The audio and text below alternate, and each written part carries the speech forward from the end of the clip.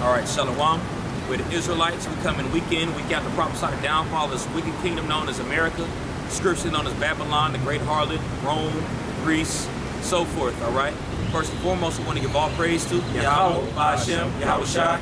We want to give double honors to our apostles and our elders who rule well, who taught us this truth in the spirit. And peace and salutations to you like Akyam, the house of David, Bayat Dabadah, keeping this word in sincerity and truth. And just my sermon for today is going to be just to the point, man, going into how Esau is the devil, all right? And we are supposed to speak about that. That's one of our jobs, being ministers, is to speak about who our enemy is, man. Because if you don't know who your enemy is, you'll continue to be deceived. Because when you go into how the Catholic Church started, when you look into them, they teach you the same thing, man. They teach you to avoid that. They'll teach about the devil, but the spirit was revealed to us to tell you who the devil actually is, man. If it wasn't for that, you would still be going around thinking that the devil was a little red man with a pitchfork living in the center of the earth, man. So that's definitely important to the ministry. And now I'm not saying that's the only subject we talk about. It's a plethora of different things we can go into within the scriptures. But one of the major important ones to know is who our enemy is, man. Who was gonna have us in captivity, who was gonna send us out here, who was gonna rule over us in the last days, the wicked that the Bible speaks of, man. Because a lot of people still don't know who he is. When you teach younger brothers the truth, and they come out and hear this, they'll be like, dang, I didn't know that, but it makes sense. But if you don't tell them that, how are they gonna know? You know? Did you have something you was gonna say? Well, I was just gonna say the language of today doesn't translate into the scriptures. Right. So you as a man of the Lord, when you're breaking these scriptures down, you got to be straightforward with what the Bible is talking about. Now, when you will read the book of Revelation, it talks about that old serpent and the dragon. It was very common, and it was an understanding that they were talking about the Roman Empire and the rulers of the Roman Empire, and they understood that it was Edom, Rome. You see, the scribes, the people who wrote down the scriptures, and the men of the Lord of that time, they understood history. Mm-hmm. They understood how the world worked. They understood economics. They understood pretty much every facet of society. In today's time, you don't have that as a common knowledge. The status quo person out here really doesn't know much. They've been just living their life based off what you've learned or kind of learned because of repetition in school and what TV tells you. Absolutely. All right? Yeah, the things that we talk about and the things that we bring out are not brought out in Western culture. This is not a Western book. Right. The Bible is not a Western book. The Bible contradicts this natural Western life that so-called Americans and people of today understand, man.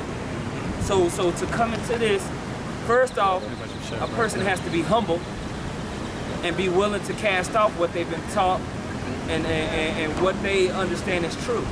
Because when you ask somebody what is a standard of your morality, what is love, what is hate, what is honor, what is good, what is bad, they don't have a standard to base it off anything. It's just what I feel inside. Yeah, they'll answer off their own emotion. They don't really have a standard of what's right and wrong according to some ancient way or a way of life that's been, set up from generation unto generation, especially our people. Yeah. Okay? So to come into the knowledge of the scriptures, you have to be willing to relearn everything that you've been taught. Right. All right? And with that, there's going to be things that are offensive. All right? The fact of the matter is that the Bible talks about that there is going to be a wicked people that are ruling in the last days. And if you can't identify and recognize it according to prophecy, hey man, that's not on us. That's right. All right? That's why the scriptures say you can't put new wine in an old bottle. At least it burst. Okay? Got it, brother. John, that's the one I want to start off on. This is the book of John, chapter 8, verse 44. Because this brother made a beautiful point going into how you have to know your history to identify who truly your enemy is and who he is in the scriptures. All right? Now, when we read this in John chapter 8, verse 44, this is the Lord, Yahweh speaking, who you ignorantly call Jesus Christ. And he was making a statement to describe the wicked scribes and Pharisees, let them know who they are and who they come from. All right? The vibration of the energy that they're pushing. All right? Go ahead, brother. The book of St. John, chapter 8, verse 44. Ye are of your father the devil, and the lust of your father ye will do. He says, ye are of your father the devil. Now, a lot of people will read this and have you thinking that the Lord was talking about a man with a pitchfork that was red living in the center of the earth. But look at who was ruling the world around this time when Yahushua was speaking. It was the Roman Empire. All right? And there's actually a very dope book that you can get. It's called The Roman Empire, the Empire of the Edomite. And it even just clearly tells you who it is, man. And it's actually an Edomite that wrote that book, man.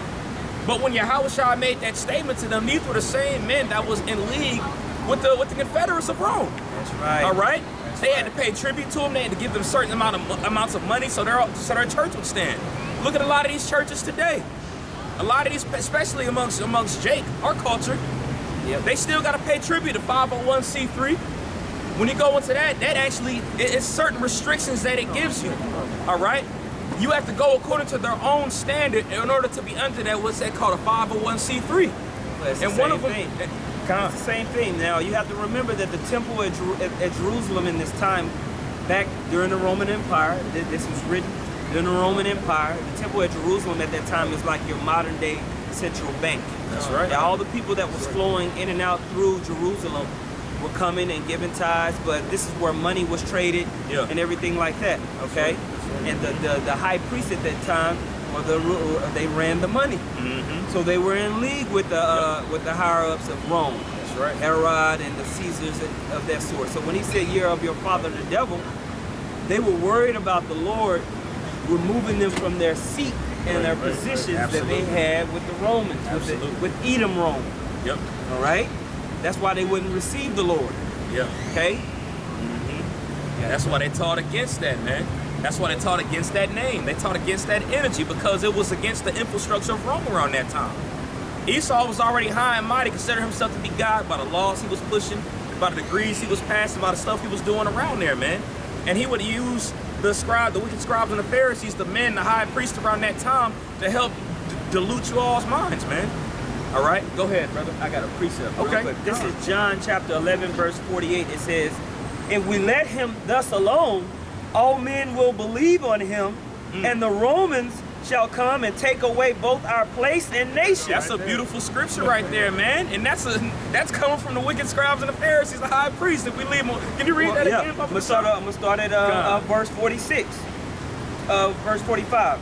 This is John chapter 11, verse 45. Then many of the Jews which came to Mary and had seen the things which Yahushua did, who the world ignorantly called Jesus, which Yahushua did, believe on him.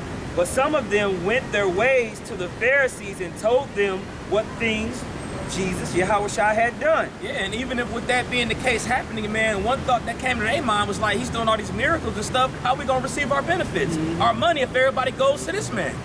And there became a giant uproar after that, man, to the point where his fame continued to spread all over that region of the earth, you know? Right. It says, then gathered the chief priests and the Pharisees a council and said, what do we? For this man doth many miracles. Doth many miracles, so many, the scriptures even talk about he's done so many works, this book can't even contain it, man. And these people are bearing witness to it, so they're worried, like, how are we going to continue to receive our income when these people are going to this guy instead of coming to us? And how is Rome going to continue to get this income from these people when they don't come to us no more, man? You know, it was that ladder effect. Go ahead, brother. It says, if we let him thus alone, all men will believe on him. If we leave him alone, it's going to be even more people that's going to believe in that man.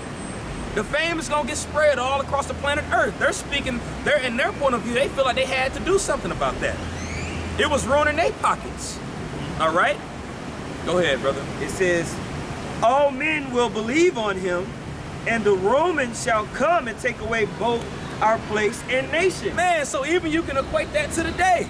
Because you still have individuals that's like that right now, man. They coming against the name. Yeah. They're coming against that energy, man. Yeah. Because if they don't do that, Esau could go in there and destroy what they have. Yeah. Because America's nothing but the modern day Roman Empire. It's the same thing. It sounds like you got something to say. Yeah, right? this is the modern day Roman Empire. I wanted to make this point because it says all men will believe on him, and then it talks about the nation specifically, letting you know that when you read in the Bible, it's not, when it says all men, it's not talking about all men like everybody, or like all like the Egyptians and Cush.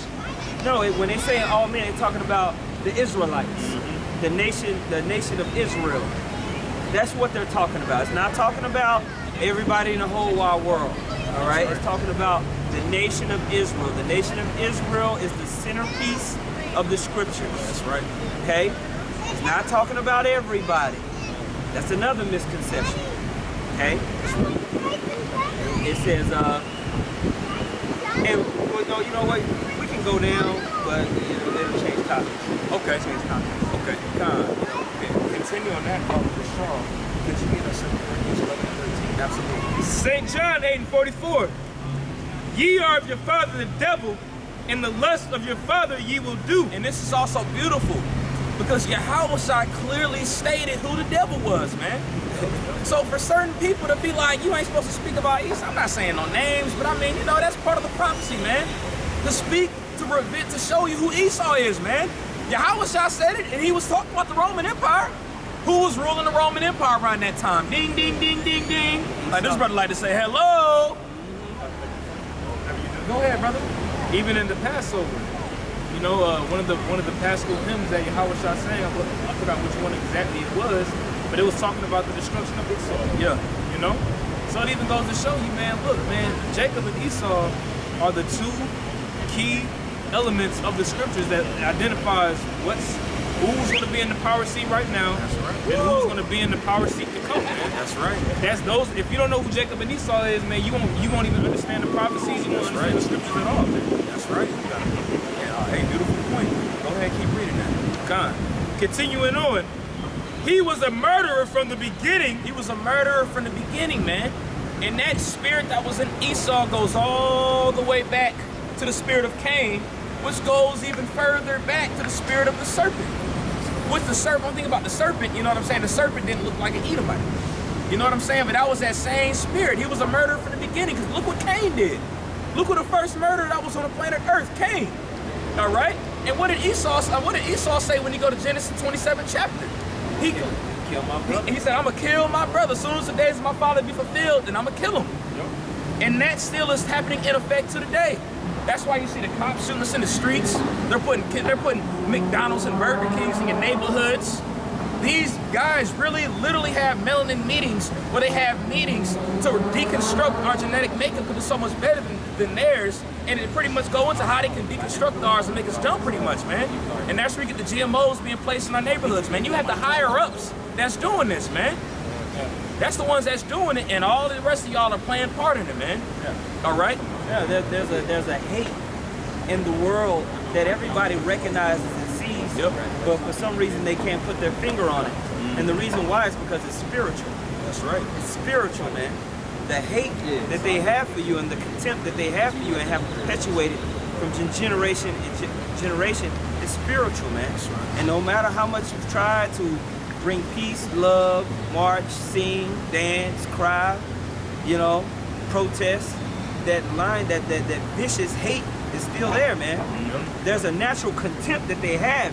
If you have confidence, they hate you, man. Yep. If you speak up for yourself, Yep. there's a natural hate and there's a natural guilt that they resent. You ain't gonna make me feel guilty for that. Yeah. How dare you? And it's like, whoa. Just talking about history. Won't never. Easy there. Just talking about history. So, because past is connected to present and present is connected to the future. That's right. So the past is connected to the future, if you understand algebra. Okay? It's linked. You're not gonna break it. Yep. It's linked. And then you have people talk about karma and justice and equity and balance. Scratch your head on that one. Where that goes all the way out the window as soon as you explain the atrocities Esau done to us. They're somehow exempt. It's exempt, man.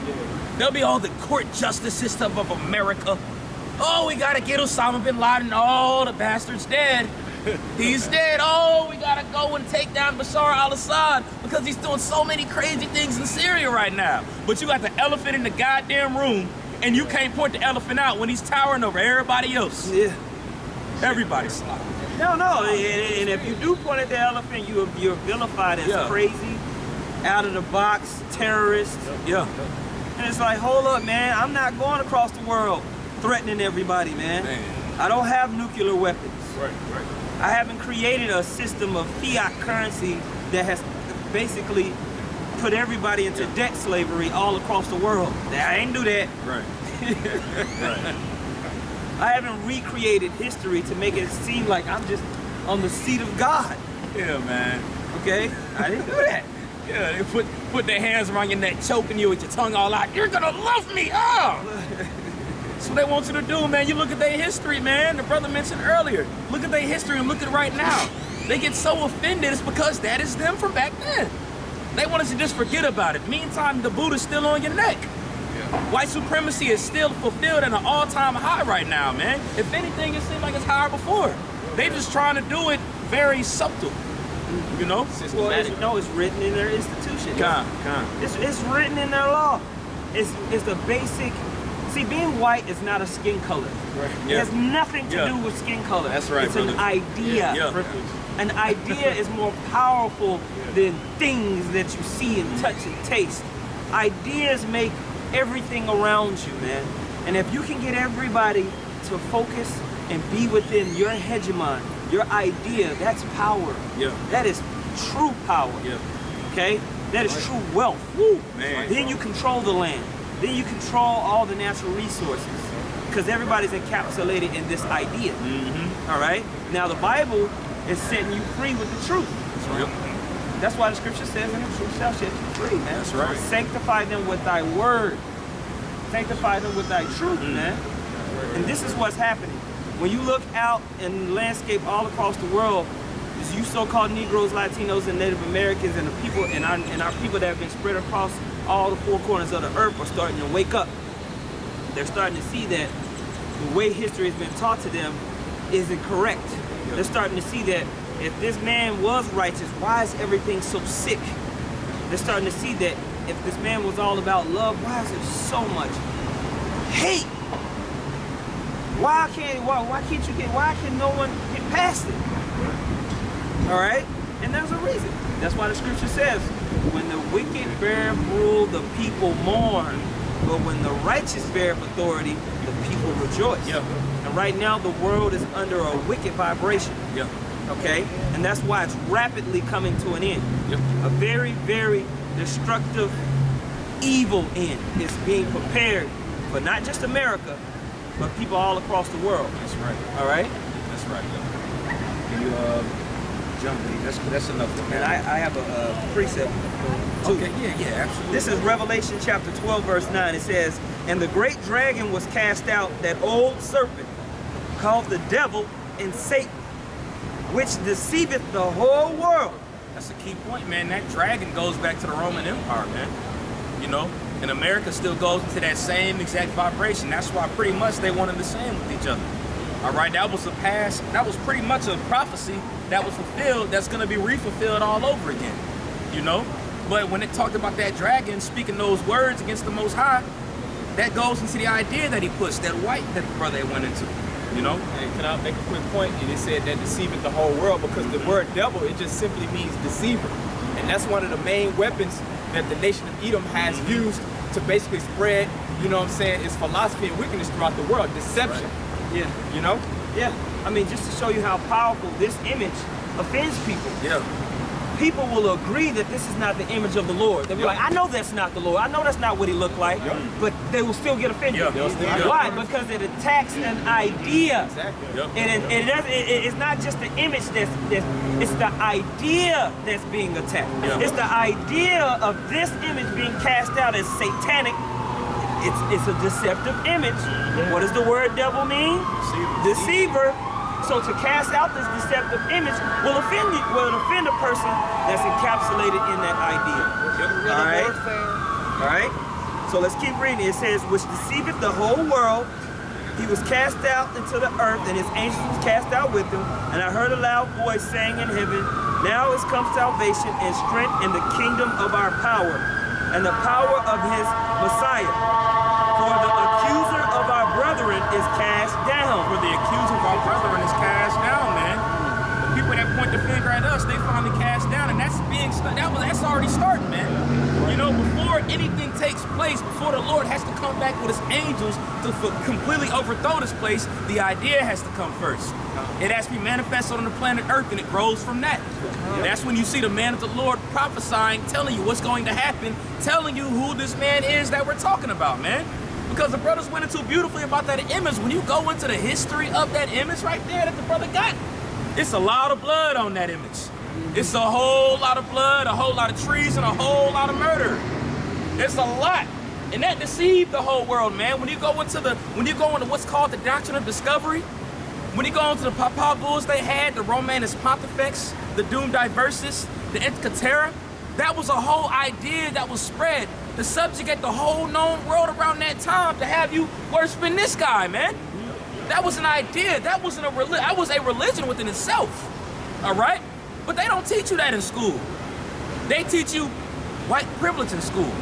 Whenever you go into history class, every time you go to history, it shows you the hero, Christopher Columbus. Oh, Robert E. Lee. Oh, George Washington. It don't tell you about what they've done. Can't forget about Daniel Boone. Hey, you know what I'm saying? Come on, Honest Abe. The man with all this blood on their hand, man. It uplifts them within our whole educational system. All right? And they teaching your little ones to observe these people and to follow them, man. To worship them. To worship them. When you go to the Washington Capitol, they actually deify George Washington, man. Yeah. Right? Apotheosis. Yeah, you're right. Apotheosis, man. They made George Washington an actual god. Yep. And they put him up there with the other pagan gods that they have in the Capitol on the ceiling, man. Yep. Right there with Zeus and Athena and all these other pagan deities. But they will tell you, in God we trust. Right. Absolute hypocrisy. Yeah. All right? I'll continue. Come on. It says, we're down in the 10th verse in Revelation, the 12th chapter. It says, which accused them before our power day and night. And they overcame him by the blood of the Lamb and by the word of their testimony. And by the word of their testimony. So that shows that this has to be a part of our testimony. This has to come out, man. This is something that has to be published for the whole known world to see. Because without that being published, with you missing that little bit, you could be all thrown off to your beliefs. Again, look at the condition of our people right now. You know? They've been thrown off completely, man. But by the blood of Yahushua, hey, his elect gonna be redeemed by it, man. And it's gonna be part of our testimony to say that. Right. When you go into 2 Thessalonians, and we'll get it shortly, Lord willing, but it talks about the day that man of sin be revealed, man. I'm not saying it was a secret back then, but when you look at it now, growing up as children, we weren't bold enough to say, oh yeah, Esau's dead. We didn't know who Esau was, you know, until the Spirit was placed on us and it was revealed to us to speak these things. Right. You know? If I can say it real quick, that's why we're going to get it, but I just want to make a quick point. That's why Paul even knew who the Edomites was. They knew who the Edomites was back then. Yeah. That's why I said the mystery of iniquity does already work. That's right. It already was working. It was already working. It was in full effect back then, and it's even been full effect now to the seventh power. Yeah. You know. Well, it also says in the book of Daniel, the 12th chapter, that the book was going to be sealed until the end. Right. But knowledge shall increase. That's right. That's right. All right. And so we've seen knowledge increase in the world, but the seal of this book is just now being opened. Why? Because we're in the end. That's right. We're in the midst of World War III, the third woe. Yeah. As read about in the book of Revelation, man. That's right. We're coming into the time that has never been seen since Egypt. Yeah. Since the deliverance of our people out of the hands of the Egyptians. Okay? We're coming into a time of total change. And that's why you see the so-called white man, who is Esau, frantically fight for the last pieces of his power structure to come complete. That's right. He's gonna come with his mark of the beast. All right? He's gonna try to kill off a lot of you so-called Negroes, Latinos, and Native Americans, not just here, all across the world. Okay? Now, the U.S. is just now going down into Venezuela. They let that thing get worse and worse and worse, because honestly, you got the International Monetary Fund headquarters over there in Washington, and they control the money that comes in and out of Venezuela. They could easily get the food trucks going back over there in Venezuela. But they wanted to prove a point, all right, to not just Venezuela, but the rest of South America and these other resource-rich nations, that if we want to cut you off, Easy. it's easy, baby. It wouldn't take but a week for all-out famine to hit America if they wanted it to be, all right? Yeah. I got a precept for you. This is Job chapter 20, verse 22. In the fullness of his sufficiency, he shall be in straits. Man, you got to start at 14. Okay, Yeah. I'll start at 14. I said, con. This is Job 20 and 14. Yet his meat in his bowels is turned. It is the gall of asps within him. Yeah. He had swallowed down riches. He has swallowed down riches. He's gone to all these different nations and taken it over, man. When you go to China, Chinese people don't run China. They might be sitting on some type of seat. You might have the president, Xi Jinping, and all that. But he ain't running nothing. It's the banks that's running China. It's the banks that's running Japan. It's the banks that's running South Africa. It's the banks that's ruling all of these nations and all these different resource-rich nations, okay? All right? Go ahead. He has swallowed down riches, and he shall vomit them up again. He swallowed down riches, but he gonna vomit them up again eventually. Go ahead. The Most High shall cast them out of his belly. He shall suck the poison of asps. The viper's tongue shall slay him. He shall not see the rivers, the floods, the brooks of honey and butter. He's not gonna be able to continue to eat of his power seed. Go ahead. Verse 18. That which he labored for shall he restore. And what is that? Controlling the whole world, man. All right? Because the Most High set up a certain people to rule the whole world in righteousness. It was supposed to go through the seed of Israel. That is who is supposed to run the economy of the world. The earth itself has a natural economy. There's a way that we're supposed to coexist amongst each other.